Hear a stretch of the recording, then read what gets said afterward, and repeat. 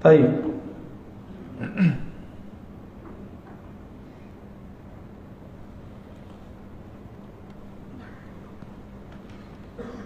Nomor 50.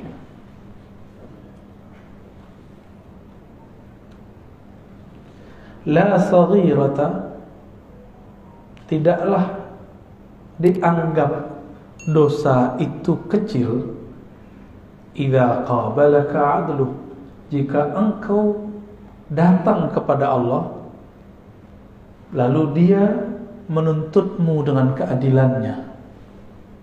Jadi jangan pernah minta keadilan Allah. Ini kayaknya ada yang minta keadilan Allah ya. Ada yang berani minta keadilan Allah?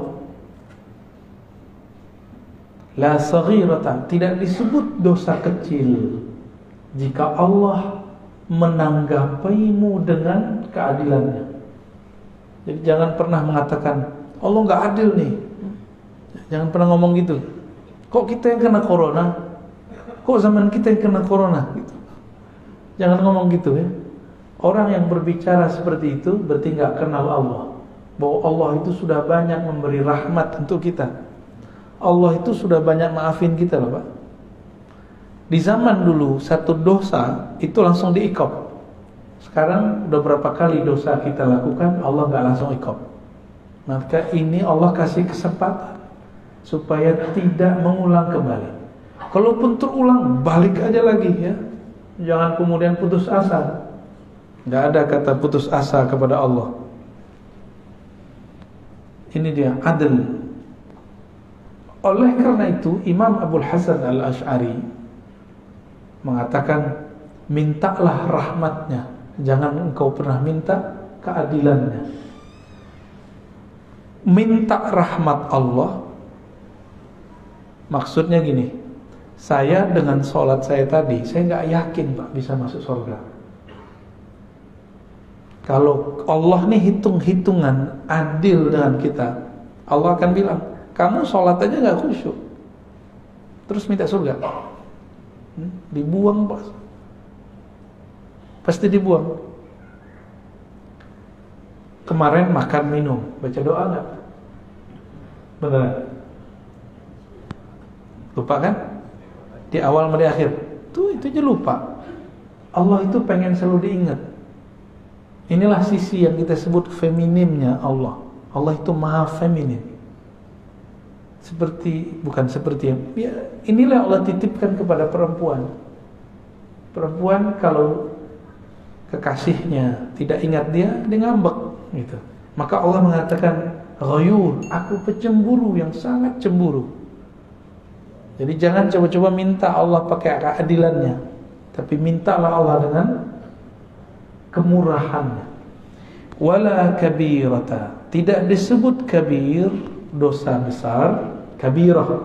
Jadi orang Arab itu kalau nyebut dosa itu cukup sebutkan kata besar lalu tambahin ta marbutah. Indikasinya negatif. Yang besar, apa yang besar? Sesuatu yang negatif. Tidak disebut dosa besar jika dia menerimamu dengan fadluh, kemurahannya, dengan anugerahnya.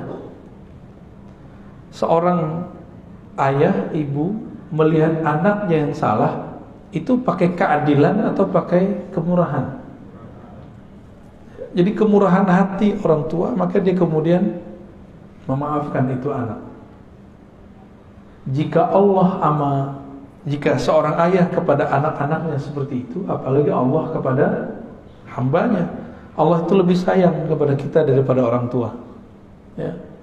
Sama orang tua sayang-sayang, tapi tengkarnya selalu ya. La saghirata ila qabadaka adluh, tidak disebut dosa kecil jika Allah menerimamu dengan keadilan. Tidak disebut dosa besar jika Allah menerimamu dengan kemurahan ya. Maka kita selalu mengatakan Allahumma inna nas'aluka rahmatak, ya Allah kami minta kemurahan rahmatmu. Jangan katakan ya Allah inna nas'aluka adlah. Kalau Allah mau mengasih keadilan, maka semua manusia berhak disiksa, kecuali para nabi. Hanya para nabi lah yang betul-betul adil, dan para wali. Tapi para aulia pun mengatakan kami ini pendosa. Nabi pun mengatakan kami ini pendosa. Seorang nabi mengatakan tidaklah masuk surga seseorang kamu kecuali dengan rahmatnya, bukan dengan keadilannya. Kalau dengan keadilan ditimbang dulu amalnya. Nah, ini rahasia sebenarnya. Kalau Allah ingin memasukkan seseorang dalam surga dengan keadilannya, maka Allah akan menimbang dengan detail, dengan rigid.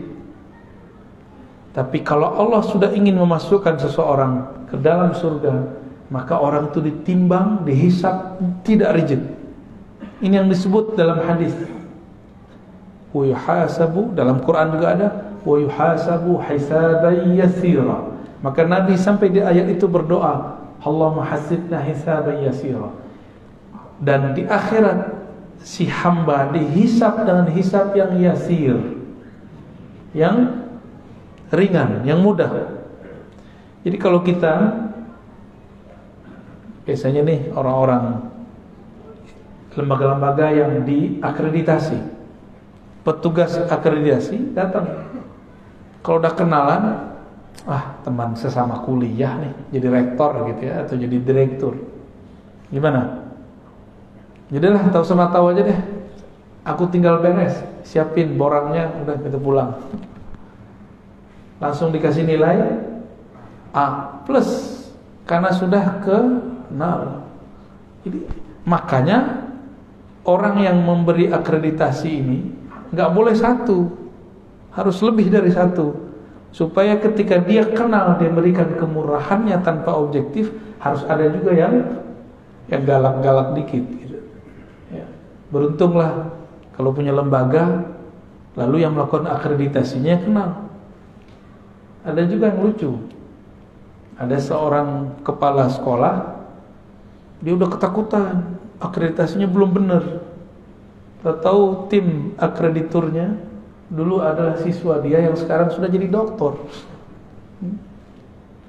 Ya, cium tangan ketemu, iya beres, ya, nggak ada masalah, langsung nilainya A. Kenapa? Cukuplah saya bukti bahwa sekolah ini bagus, kata anaknya. Wallahu a'lam bis shawab.